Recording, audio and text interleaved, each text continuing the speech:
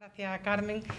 a la que quiero y aprecio muchísimo. He considerado siempre una de las mejores profesoras que he tenido en la carrera de Derecho. Aprendí muchísimo procesal con ella y desde entonces me convenció, y hoy mantengo, y cada día más, que no se sabe Derecho si no se sabe procesal. De nada sirve saber mucho Derecho si uno no sabe los mecanismos de cuándo y cómo tiene que presentar las cosas. Por eso creo que fue un privilegio tenerla como profesora y ojalá todo el mundo tenga la misma suerte que yo. Espero que sí. En cuanto al tema que me ha tocado, el tema de la comunicación del inicio de las negociaciones, el reformadísimo artículo 5 bis de la ley concursal, creo que he perdido de vista ya cuántas veces ha sido reformada y no sé cuántas le quedarán, pero verdaderamente con tantas reformas vamos a enloquecer. El Real Decreto de 7 de marzo del año 2014,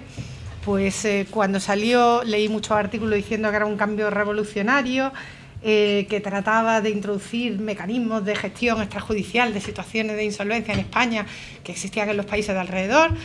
y grandes maravillas, pero lo cierto es que aunque tenga virtudes y tenga novedades muy interesantes, desde luego tiene muchísimas lagunas y sobre todo en el ámbito del artículo 5 bis que van a suponer pues tener que realizar un esfuerzo enorme por todos los profesionales que habitualmente nos relacionamos con el concurso de acreedores de interpretación. Les recuerdo más o menos cómo ha quedado redactado, un poco por encima, y luego ya entro a analizarlo. Nos dice el nuevo y larguísimo artículo que el deudor puede poner en conocimiento del juzgado competente para declarar el futuro concurso, si es que se declara, que ha iniciado negociaciones para alcanzar un acuerdo de refinanciación de los del artículo 75 o uno de los previstos en la disposición adicional cuarta de la ley, o para alcanzar una propuesta anticipada de convenio, y también existe esta comunicación en el caso en que se intenta un acuerdo extrajudicial de pago, en cuyo caso es el registrador mercantil o el notario quien la realiza. El plazo que da este artículo para realizar la comunicación previa es el corto plazo que establece el artículo 5 de la propia ley concursal, es decir, en ese plazo de 2 meses desde que uno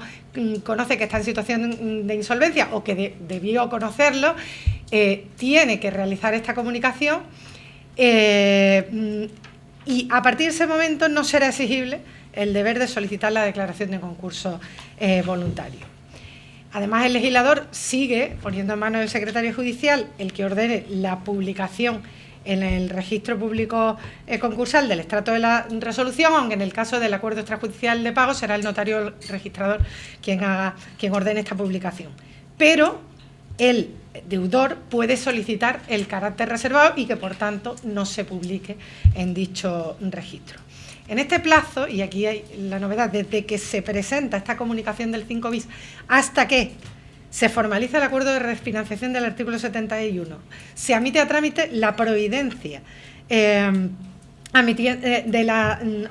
dicta la providencia admitiendo a trámite la solicitud de homologación judicial del acuerdo de refinanciación. Se adopta el acuerdo extrajudicial, o se han obtenido las adhesiones necesarias para admitir a trámite una propuesta anticipada de convenio, o tenga lugar la declaración de concurso. En ese plazo, y aquí la novedad, no podrán iniciarse ejecuciones judiciales de bienes que resulten necesarios para la continuidad de la actividad profesional o empresarial del deudor. Hasta aquí muy bien, luego veremos los problemas que esto tiene. Y las que estén en tramitación quedan suspendidas por la presentación, y dice, de la resolución del secretario judicial. Luego incidiré en esto. Además, tampoco pueden iniciarse o quedan suspendidas las ejecuciones singulares promovidas, aquí no se habla de bienes de necesarios, por los acreedores de pasivos financieros a los que se refiere la disposición adicional cuarta, siempre que se justifique un porcentaje no inferior al 51% de pasivos financieros que hayan apoyado expresamente el inicio de las negociaciones. Además, el artículo prevé la posibilidad también de suspensión de los procedimientos en los que se ejercite una acción real frente a bienes y derechos sobre los que recaiga la garantía. En este caso no se impide la admisión a trámite, pero sí se prevé la paralización en tanto no transcurran los plazos previstos en este artículo. Y se excluye expresamente, como siempre, como no, Los procedimientos de ejecución que tengan por objeto hacer efectivos créditos de derecho público, estos por supuesto no se suspenden. Y una vez que transcurren los 3 meses de la comunicación, el deudor haya o no haya alcanzado ese acuerdo de refinanciación, el acuerdo extrajudicial de pago, haya obtenido o no las adhesiones necesarias para la propuesta anticipada de convenio, debe solicitar la declaración de concurso en el mes hábil siguiente, a menos que ya lo haya solicitado el mediador concursal cuando proceda o no se encuentre ya en estado de insolvencia. Y además limita a una vez al año la posibilidad de formular esta comunicación. Este artículo 5 bis se introdujo, como ustedes saben, en el Real Decreto Ley, no como 5 bis, sino como 5.3, en aquel momento, el Real Decreto Ley 3/2009 de 27 de marzo de medida urgente en materia tributaria, financiera y concursal, y que introdujo esta comunicación previa con un único fin, el poder alcanzar una propuesta anticipada de convenio. Por lo tanto, lo que hacía era ampliar ese corto plazo de 2 meses que establecía el artículo 5 de la ley concursal a 3 meses más 1, en los cuales pues, se podía negociar una propuesta anticipada de convenio sin el riesgo de que un tercero le presentara una solicitud de concurso necesario. Ese era su único fin. Y además ese artículo 5.3 ponía la comunicación previa en manos del juez del concurso, no del secretario, con lo cual muchos jueces entendieron que podían entrar a valorar si procedía o no procedía a admitir esa comunicación previa, y algunos analizaban pues si debía admitirse, exigiendo que se acreditara que se había producido efectivamente el inicio de las negociaciones, o si se incurría, no la admitía si se incurría en alguna de las prohibiciones del 105 de la ley concursal, o se analizaba si era insolvencia actual o inminente porque solo cabía en los supuestos de insolvencia actual, etcétera. Pero en el año 2011, con la reforma de la ley 38/2011, se transforma el 5.3 en 5 bis y se cambia radicalmente la situación. Se saca,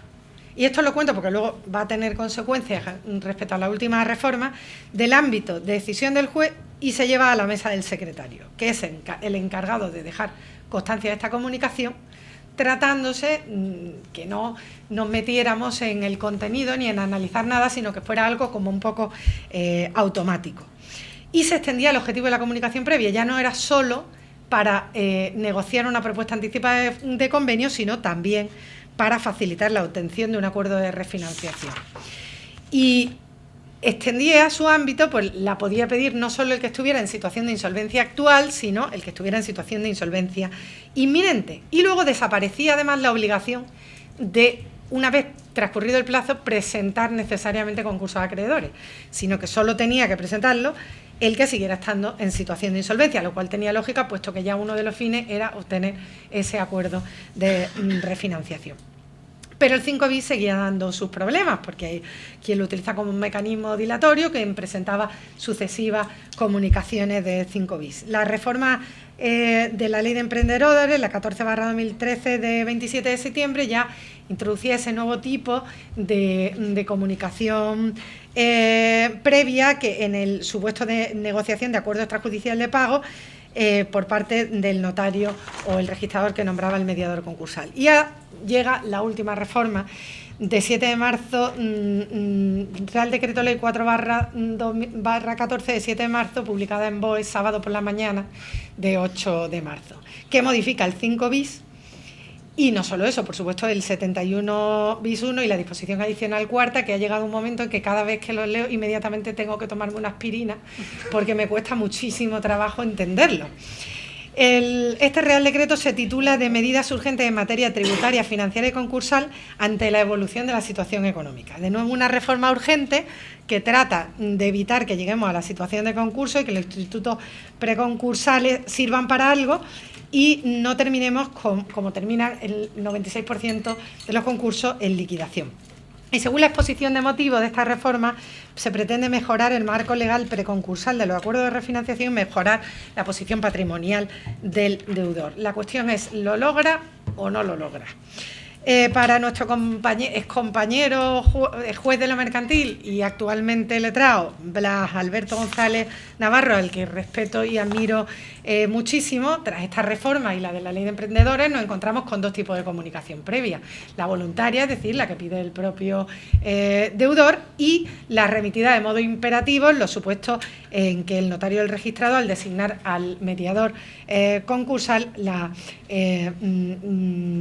de cara a un acuerdo extrajudicial de pago, pues la remite al juzgado de lo mercantil. En ambos casos se puede publicar en el registro público concursal, pero se da la posibilidad de que se solicite el carácter reservado y no se publique. Para este compañero nuestro, para Blas, pues en un reciente artículo que ha escrito sobre el artículo 5 bis tras la reforma, pues nos parece que existen muchas ventajas en cuanto a la publicación. Y critica el sistema por la indefinición del artículo 5 bis en parte de las cuestiones que regula, y concretamente en el tema de la suspensión de las ejecuciones o la paralización de las que ya se llevan en tramitación, o la imposibilidad de iniciar las nuevas cuando recaen sobre bienes necesarios para la actividad empresarial o profesional del deudor. La ley distingue dentro de las ejecuciones las que recaen, cuando se trata de un acreedor con garantía real. En este caso, sí se permite iniciar la ejecución, pero se produce la inmediata paralización de la misma. ¿Por qué? Pues para salvaguardar de alguna manera el derecho de ejecución separada del ejecutante, es decir, para que no se encuentre con la limitación prevista en el artículo 57.3 de la ley concursal. Por ese motivo, a la vez se ha reformado también el artículo 568.1 de la ley de enjuiciamiento civil, creo que lo tengo por aquí, en su apartado primero. Ha quedado redactado de la siguiente forma: no se dictará auto autorizando y despachando la ejecución cuando consta al tribunal que el demandado se halla en situación de concurso o se haya efectuado la comunicación a que se refiere el artículo 5 bis de la ley concursal y respecto a los bienes determinados en dicho artículo. En este último caso, cuando la ejecución afecte a una garantía real, se tendrá por iniciada a los efectos del 57.3 de la ley concursal para el caso de que sobrevenga finalmente el concurso. Es decir, en general se impide, cuando la ejecución va a recaer sobre bienes necesarios para la actividad empresarial o profesional del deudor,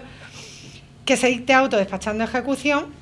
pero cuando se afecta a una garantía real, se tiene por iniciada los efectos simplemente de este artículo para salvaguardar ese futuro posible derecho de ejecución separada, y ello aunque no se despache ejecución, aunque se paralice inmediatamente por los mismos plazos previstos en este artículo. ¿Dudas? El artículo 5 bis no define cuáles son los bienes necesarios para la continuidad de la actividad empresarial o profesional del deudor. Aquí tendremos que estar a lo que ya habíamos, a la muchísima jurisprudencia que hay,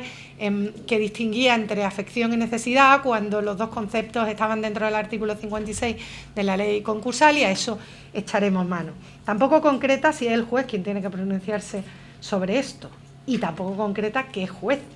porque todavía no es juez del concurso. El artículo 56 habla expresamente del juez del concurso. ¿Quién es competente? ¿El juez que tramitará el futuro eventual concurso de acreedores si es que se declara, porque a lo mejor no se declara nunca? ¿O tiene que pronunciarse sobre la necesidad de los bienes cada juez que lleve cada ejecución, sea juez de primera instancia o del juzgado de que se trate?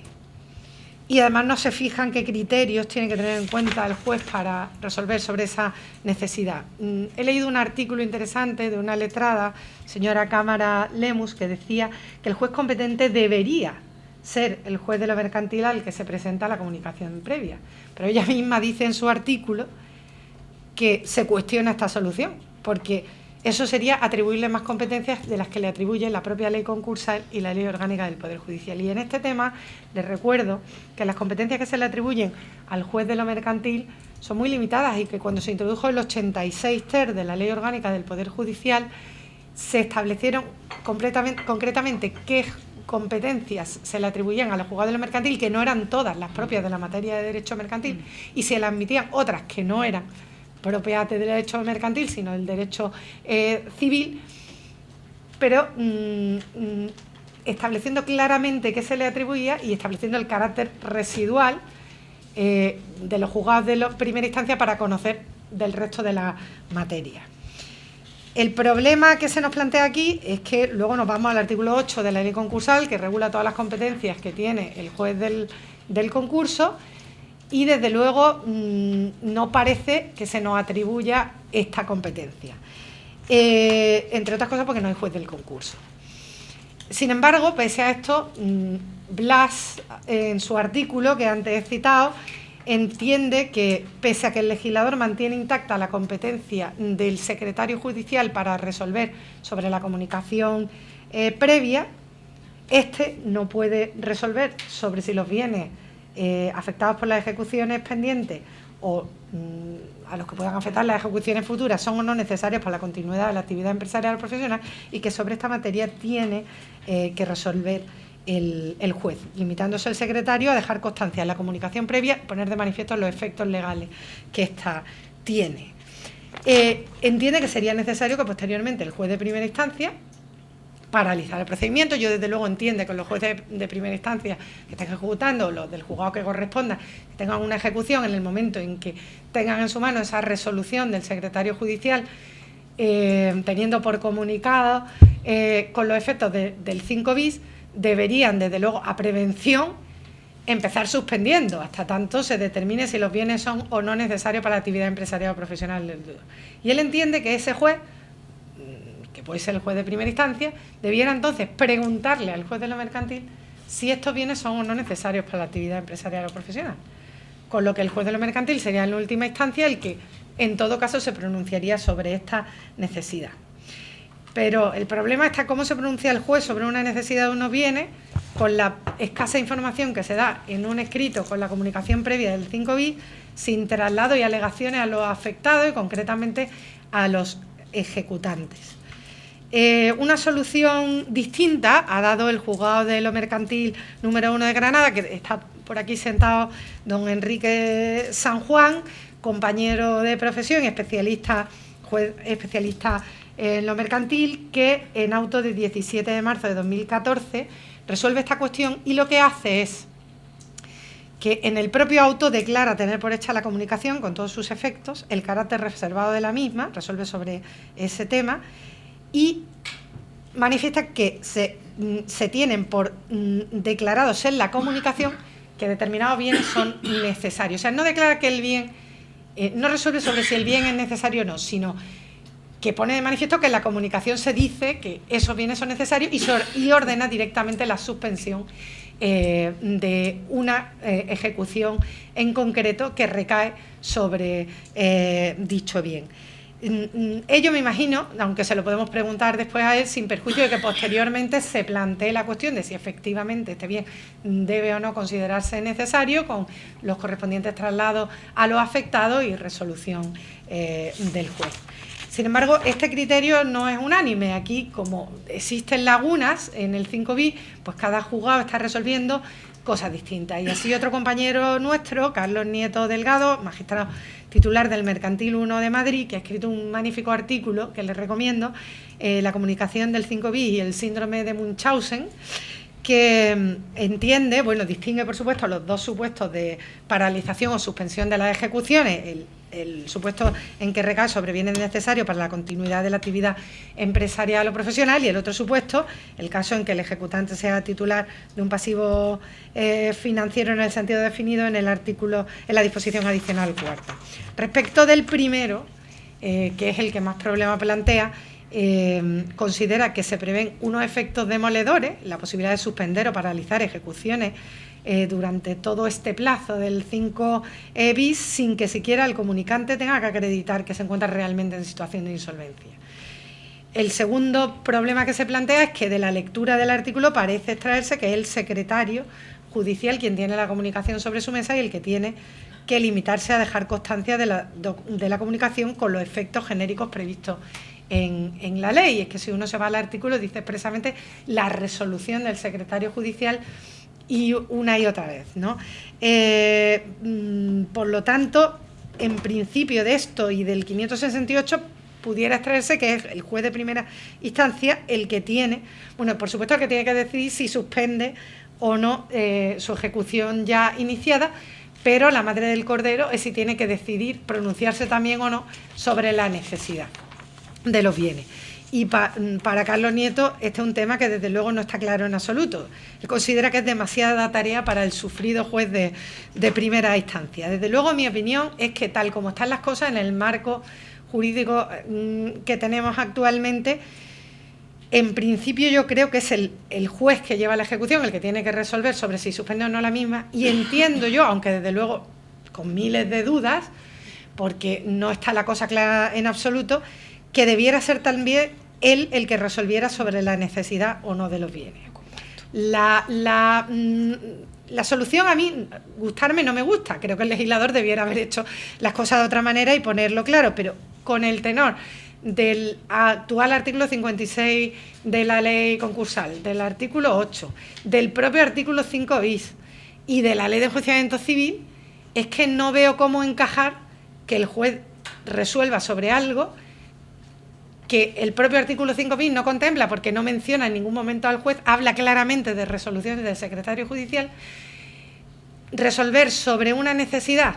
que afecta a partes que no tiene allí delante, a las que no se prevé que les dé traslado en ningún momento, y me parece que es extralimitarse con mucho de la competencia que en principio parece extraerse de la redacción actual de estos artículos. ¿Qué es lo que estamos haciendo en los juzgados de lo mercantil de Málaga? Esto, por supuesto, con muchas dudas y sin perjuicio de cambio posterior si la cosa se aclara o si, desde luego, la audiencia nos dice otra cosa. Dejamos constancia, el secretario judicial deja constancia, lo hace mediante decreto de la comunicación del artículo 5 bis, la tiene por realizada, explica cuáles son los efectos apadrejados por la ley y será en cada ejecución iniciada en otro juzgado en la que se resuelva si procede o no la suspensión y si los bienes son o no necesarios para la actividad empresarial o profesional del deudor. La solución es, desde luego, contraria a lo que preveían los artículos 55 y 56 el Tribunal de Conflicto de Jurisdicción, pero es que esos artículos y esas resoluciones del Tribunal de Conflicto de Jurisdicción estaban previstos para cuando había un juez del concurso. Aquí no hay juez del concurso ni hay garantías de que lo haya en el futuro. Con lo cual, pues creo yo que es la más correcta, sin perjuicio de que evidentemente me puedo equivocar y que esto, desde luego, andamos completamente ahora mismo en una situación de indefinición. Les recomiendo, creo que he traído algunos de los decretos que se han dictado en el juzgado de lo mercantil. Hay una diligencia de ordenación que me gusta mucho, que se dictó en el mercantil 1 de José María Casasol, el secretario, de 9 de abril de 2014, y hay decretos tanto del juzgado número 1 como del número 2 que resuelven en ese sentido. Y sin más, pues no sé si me he pasado de mi tiempo.